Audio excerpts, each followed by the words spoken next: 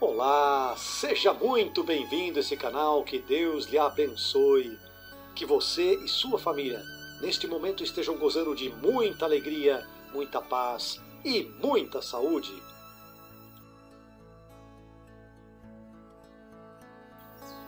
Ó Deus eterno e todo-poderoso, Pai cheio de misericórdia, Criador de todas as coisas visíveis e invisíveis, glorificado seja o teu nome e seja em nós manifestado o teu poder, a tua força, a tua graça. Ó Espírito Santo, luz eterna de Deus, inunda-nos com o dom do temor, Ele que é a alegria e a coroa da sabedoria. Conceda-nos a piedade para podermos amar e reverenciar tudo o que é divino. Preenche-nos com a fortaleza para superarmos as dificuldades e provações do dia a dia. Manifesta-nos o dom da ciência para que possamos enxergar todas as coisas com os olhos de Deus. Restaura-nos o entendimento para que, introduzidos na intimidade com o Pai, nos tornemos participantes do seu plano de amor. Invada-nos com a tua sabedoria, a inteligência prudente, para que façamos, pensemos, sintamos e decidamos através da tua graça. Favorece-nos com o dom do conselho, para que possamos auxiliar o nosso próximo com pureza e sinceridade, sugerindo o que é lícito e mais adequado para a alma. Frutifica em nós o amor, a alegria, a paz, a paciência, a amabilidade, o domínio próprio, a bondade, a lealdade e a mansidão. Ó Jesus, tu o Verbo encarnado, a palavra de Deus de onde provém toda a criação, pelas tuas chagas abertas em teu corpo mutilado pela paixão à humanidade, pelas tuas mãos ensanguentadas sangradas na cruz, por amor ao Pai, liberta-nos da ignorância e da escravidão do pecado, a fim de que possamos viver e vivenciar o teu Evangelho.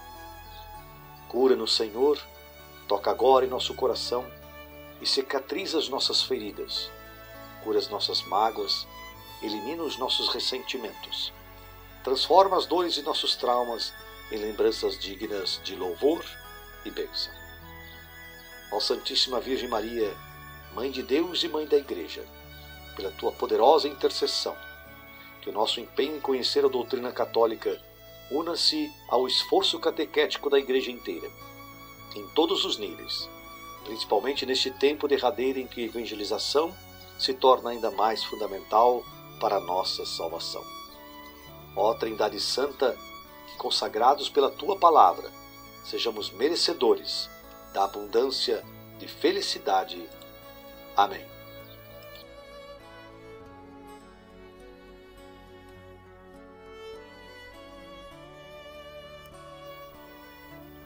Que a graça e a paz de Deus, nosso Pai, e o amor de Jesus Cristo, nosso irmão, estejam agora com todos nós. Louvado seja nosso Senhor Jesus Cristo, para sempre seja louvado. Irmãos, Jesus desceu às regiões inferiores da terra, aos infernos. E aqui é importante não confundir com o inferno citado na Bíblia como local de condenação. Infernos é entendido como a mansão dos mortos, ou seja, o local daqueles que morreram antes da vinda do Cristo. E com a alma unida à sua pessoa divina, Jesus alcançou nos infernos os justos que esperavam o seu Redentor para acederem finalmente à visão de Deus. Como está escrito em Efésios capítulo 4, versículo 9 e 10, aquele que desceu do céu é precisamente o mesmo que subiu. Jesus ressuscitou de entre os mortos, 1 Coríntios 15, 20. Ou seja, ele conheceu a morte, como todos os homens, e foi ter com eles. E como vimos, desceu como Salvador de todos os justos, de todas as almas santas, que como prisioneiros estavam ainda privados dessa visão de Deus. Portanto, a boa nova foi igualmente anunciada aos mortos, conforme 1 Pedro, capítulo 4, versículo 6. A descida à mansão dos mortos é o cumprimento até a plenitude do anúncio evangélico da salvação. É a última fase da missão messiânica de Jesus, fase condensada no tempo, mas imensamente vasta no seu significado. Esse significado real e de uma extensão da obra redentora para todos os homens, de todos os tempos e de todos os lugares. Porque todos aqueles que se salvaram se tornaram participantes da redenção. Depois da sua vitória sobre Satanás através do seu sacrifício na cruz, como diz Hebreus 2,14, que da morte tem o poder, Jesus libertou os justos e abriu-lhes as portas do céu, principalmente para Adão, nosso primeiro pai, aquele que foi como que a ovelha perdida, para que assim pudesse visitar os que jaziam nas trevas e nas sombras da morte. Jesus liberta Adão do cativeiro das trevas. Assim dizia a antiga homilia do Sábado Santo: Desperta, tu que dormes, porque eu não te criei para que permaneças cativo no reino dos mortos. Levanta-te de entre os mortos, eu sou a vida dos mortos. Depois de ter descido até a mansão dos mortos e os resgatado, dando-lhes a alegria de ver a face de Deus, Jesus ressuscita. Como lemos em Atos dos Apóstolos, no capítulo 13, nós os anunciamos a boa nova de que a promessa feita aos nossos pais, Deus a cumpriu para nós, seus filhos, ao ressuscitar Jesus. A ressurreição de Jesus é a verdade culminante da nossa fé em Cristo, acreditada e vivida como verdade central pela primeira comunidade cristã, transmitida como fundamental pela tradição, estabelecida pelos documentos do Novo Testamento, pregada como parte essencial do mistério pascal, ao mesmo tempo que a cruz. Cristo ressuscitou dos mortos, pela sua morte venceu a morte, e aos mortos deu a vida. Diz assim o nosso catecismo no número 651. Se Cristo não ressuscitou, então a nossa pregação é vã, e também é vã a nossa fé. 1 Coríntios 15:14. A ressurreição constitui, antes de mais, a confirmação de tudo quanto Cristo em pessoa fez e ensinou. Todas as verdades, mesmo as mais inacessíveis ao espírito humano, encontram a sua justificação no ressuscitado. E com isso, Cristo, a partir da sua autoridade divina, deu a prova definitiva que havia prometido.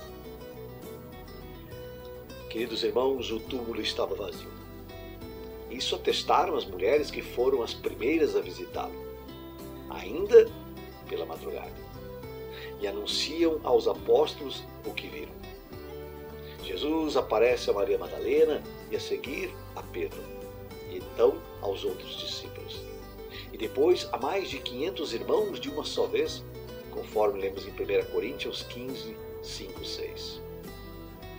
Cristo ressuscitado se manifestou aos seus discípulos, fazendo deles as testemunhas da sua vitória sobre a morte e promovendo-os como as pedras do alicerce da sua igreja. Por que motivo procurais entre os mortos aquele que está vivo? Não está aqui, ressuscitou. Lucas 24, 5, 6. O sepulcro vazio, portanto, constitui para todos um sinal essencial de fé, o primeiro passo para o reconhecimento do fato dessa ressurreição. Pois a ausência do corpo de Jesus não foi por meio de obra humana, mas um acontecimento histórico, constatável e atestado através dos sinais e testemunhos. A fé na ressurreição de Cristo deve nascer sob a ação da graça divina, da experiência direta da realidade com o amor do Pai. A ressurreição de Cristo não foi um regresso à vida terrena. O seu corpo ressuscitado é aquele que foi crucificado e apresenta os vestígios da sua paixão. mas é doravante participante da vida divina com as propriedades de um corpo glorioso. Por esta razão, Jesus ressuscitado é soberanamente livre de aparecer aos seus discípulos como ele quer, onde quer e sob qualquer aspecto diverso. No número 653 de nosso catecismo, nós lemos que a verdade da divindade de Jesus é confirmada pela ressurreição. Ele tinha dito: quando elevardes o Filho do Homem, então sabereis que eu sou. João 8:28. A ressurreição do crucificado demonstrou que ele era verdadeiramente eu sou, o Filho de Deus, e ele próprio Deus. São Paulo pôde declarar aos judeus: e nós os anunciamos a boa nova de que a promessa feita aos nossos pais cumpria Deus para os filhos deles ao ressuscitar Jesus, como está escrito no Salmo 2, versículo 7, e confirmado em Atos dos Apóstolos, capítulo 13, 32 e 33, quando diz: tu és meu filho, eu hoje te gerei. Pela ressurreição de Jesus, Deus nos dá uma vida nova, conforme Romanos 6,4. E ela consiste na vitória sobre a morte do pecado e na nova participação na graça. É a nossa adoção filial pelo Pai, porque assim nos tornamos irmãos de Cristo. Não por natureza, mas por dom da graça, porque esta filiação adotiva proporciona uma participação real na vida do Filho, plenamente revelada na sua ressurreição. Portanto, a ressurreição de Cristo é uma obra transcendente de Deus. As três pessoas atuam conjuntamente segundo o que lhe é próprio. O Pai manifesta o seu poder, o Filho retoma a vida que livremente ofereceu, conforme está escrito em João 10,17, reunindo a sua alma e o seu corpo, que o Espírito Santo vivifica e glorifica. A ressurreição é o culminar da encarnação. Ela confirma a divindade de Cristo e também tudo o que ele fez e ensinou. E realiza todas as promessas divinas em nosso favor. Além disso, o ressuscitado, vencedor do pecado e da morte, é o princípio da nossa justificação e da nossa ressurreição, depois, no final dos tempos, quando ele ressuscitará o nosso corpo. Passados os 40 dias em que se mostrou aos apóstolos, sob as aparências de uma humanidade normal que ocultavam a sua glória de ressuscitado, o Senhor Jesus, depois de ter-lhes falado, foi elevado ao céu e sentou-se à direita de Deus, como está escrito em Marcos 16:19. Cristo sobe ao céu e senta-se à direita do Pai. Ele é o Senhor que agora reina com a sua humanidade na glória eterna de Filho de Deus e sem cessar intercede por nós junto ao Pai. Envia-nos seu Espírito e, tendo-nos preparado um lugar, dá-nos a esperança de um dia ter com Ele. O corpo de Cristo foi glorificado desde o momento da sua ressurreição, como o provam as propriedades novas e sobrenaturais de que a partir de então ele goza permanentemente. Jesus Cristo entra na glória de Deus, transcende e supera a história como um mistério da fé. Só aquele que saiu do Pai pode voltar ao Pai. Ninguém subiu ao céu senão aquele que desceu do céu, o Filho do Homem, nos afirma João capítulo 3, versículo 13. A ascensão de Cristo ao céu significa sua participação na sua humanidade, no poder e autoridade do próprio Deus. Jesus Cristo é o Senhor. Ele possui todo o poder no céu e na terra. Está acima de todo principado, poder, virtude e soberania, porque o Pai tudo submeteu a seus pés. Efésios 1, 20, 22. E assim lemos no número 662 de nosso catecismo. E eu, uma vez elevado da terra, atrairei todos a mim. João 12:32. A elevação da cruz significa e anuncia a elevação da ascensão aos céus. É o princípio dela Jesus Cristo, o único sacerdote da nova e eterna aliança. Não entrou num santuário feito por homens. Entrou no próprio céu, a fim de agora se apresentar diante de Deus em nosso favor. Hebreus 9, 24. Nos céus, Cristo exerce permanentemente o seu sacerdócio, sempre vivo para interceder a favor daqueles que por seu intermédio se aproximam de Deus. Hebreus 7, 25. Como sumo sacerdote dos bens futuros, Hebreus 9, 11, ele é o centro e o ator principal da liturgia que honra o Pai que está nos céus. Elevado ao céu e glorificado, tendo assim cumprido plenamente a sua missão, Jesus continua na terra por meio da Igreja. A redenção é a fonte da autoridade que Cristo, em virtude do Espírito Santo, exerce sobre a Igreja. E ainda não está na hora do estabelecimento glorioso do reino de Deus, a ordem definitiva da justiça, do amor e da paz. Vivemos sim o tempo do Espírito Santo, o tempo do testemunho, que é um tempo marcado pela desolação, pela incredulidade e pela provação do mal, que não poupa a Igreja e inaugura os combates dos últimos dias. Um tempo realmente de espera e de vigília. Assim nos diz o número 671 do nosso catecismo. Já presente na sua Igreja, o reino de Cristo, contudo, ainda não está acabado, em poder e glória, Lucas 21, 27, pela vinda do Rei à terra.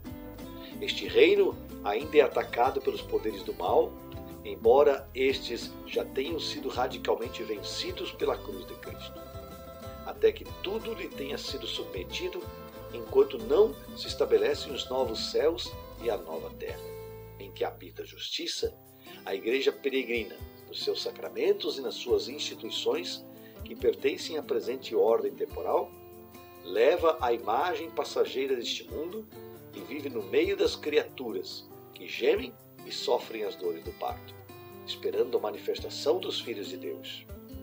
Por este motivo, os cristãos oram, sobretudo na Eucaristia, para que se apresse o regresso de Cristo, dizendo-lhe: Vem, Senhor. Apocalipse 22, 20. A mensagem de Deus para todos nós, então, meus irmãos, é esta: arrependei-vos, e convertei-vos, para que os pecados vos sejam perdoados.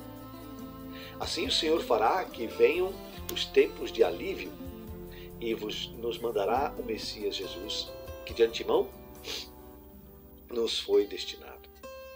O céu tem de conservar até a altura da restauração universal que Deus anunciou pela boca dos santos profetas e de outrora. Isso está escrito em Atos 3, 19 e 21. E São Paulo acrescenta, lá em Romanos 11, 15. Se da sua rejeição resultou a reconciliação do mundo, o que será a sua reintegração, senão uma ressurreição de entre os mortos? Assim nos diz o número 675 de nosso catecismo. Antes da vinda de Cristo, a Igreja deverá passar por uma prova final que abalará a fé de numerosos crentes.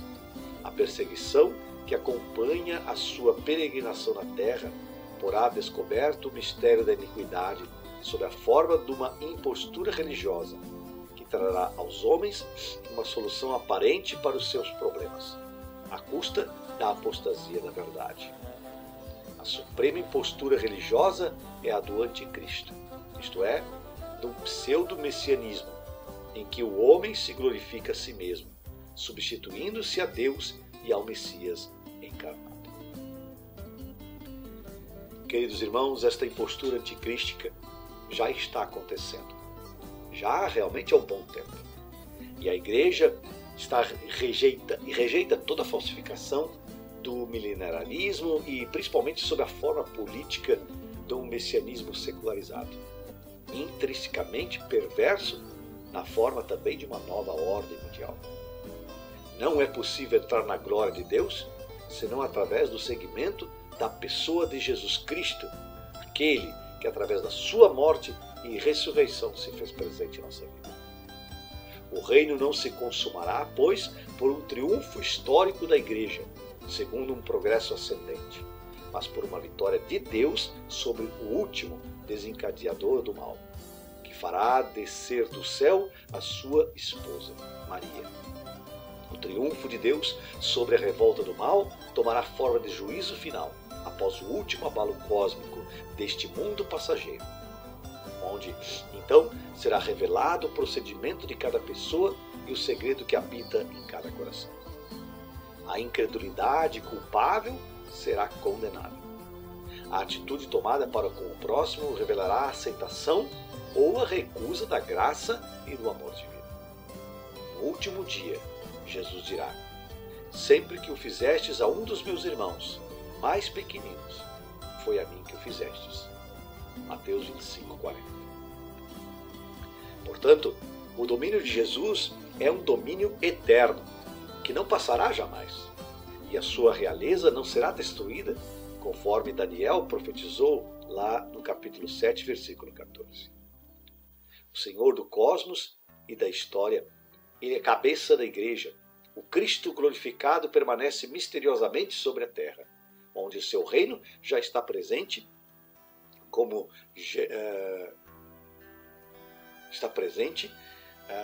germe e início da igreja. Ele um dia voltará em glória, mas não sabemos quando. Após o último abalo cósmico deste mundo que passa, a vinda gloriosa de Cristo acontecerá com o triunfo definitivo de Deus na parousia de Cristo e com o juízo final. Assim se cumprirá então o reino de Deus. Cristo então julgará com o poder adquirido como Redentor do mundo, vindo para salvar os homens. Os segredos dos corações serão revelados, bem como o procedimento de cada um em relação a Deus e ao próximo.